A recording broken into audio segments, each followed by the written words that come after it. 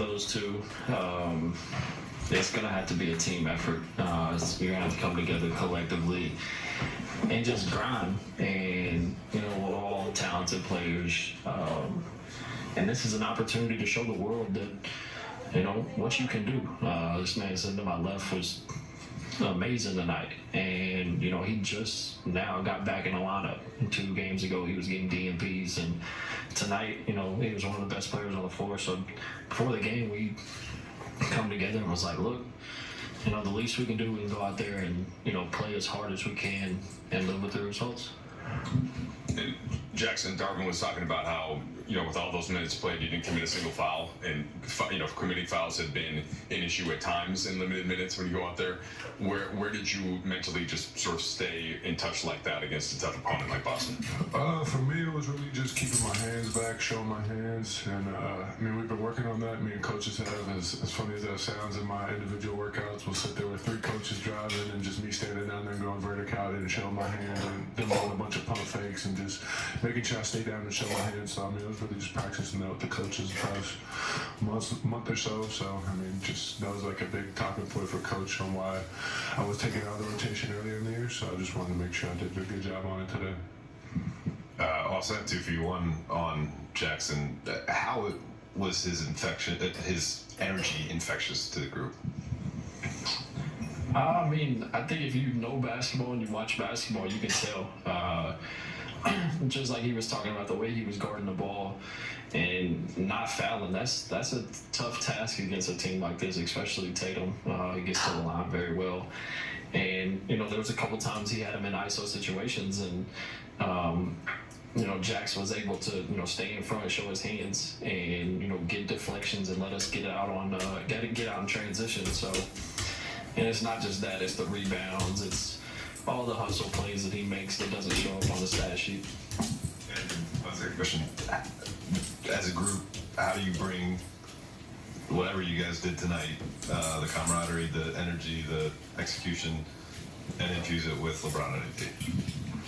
Yeah, I think if you, remember Brian's quote the other night, go out and do your job. And I feel like that's just what we did tonight. It wasn't nothing special. It wasn't like we was out there running, a million sets, plays. We went out there and competed our ass off. We, gave it 110%, and on the defensive end, we competed. And we didn't foul much.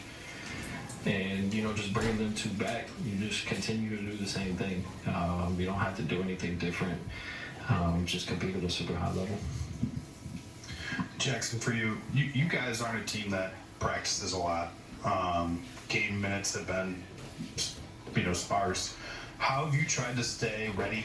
And I guess even in this stretch from the second half in Houston through today, do you feel more comfortable, more prepared these 3 games in a row with extended minutes? Yeah, me, like I said earlier, just me and coaches, the other guys like Dylan Windler, Skylar Mays, Jalen Husafino, Max Lewis, those guys, we all play stay ready group, like 5-on-5, 4-on-4, running up and down, so we still get our conditioning in, and just coming in, getting like 2 workouts a day, coming back in the night, getting another workout in, getting a lift in every day, just making sure my body's physically ready for when I come back in the rotation, and just mentally ready too, and just watching a whole lot of film and just seeing where I can impact the game. I felt like that month of me getting the DMPs just helped me a lot because I was able to sit there and just watch and just see where I can feel like I can help out our team win some more games.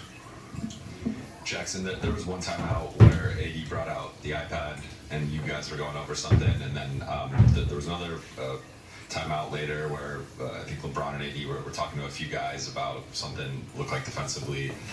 What type of impact did they have off the bench? Not obviously playing, but sort of they were jumping up when you guys were making plays and like just them being vocal and kind of in your ear.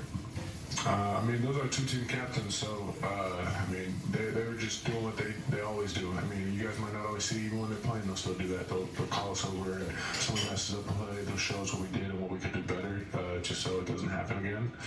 And, a few of the times, like the one where all of us came in, I think we were just discussing something on how we want to guard something, honestly, and that was them just kind of explaining it and walking it through for us so we could just see it a little easier. That's going to be a very special day in LA next Thursday.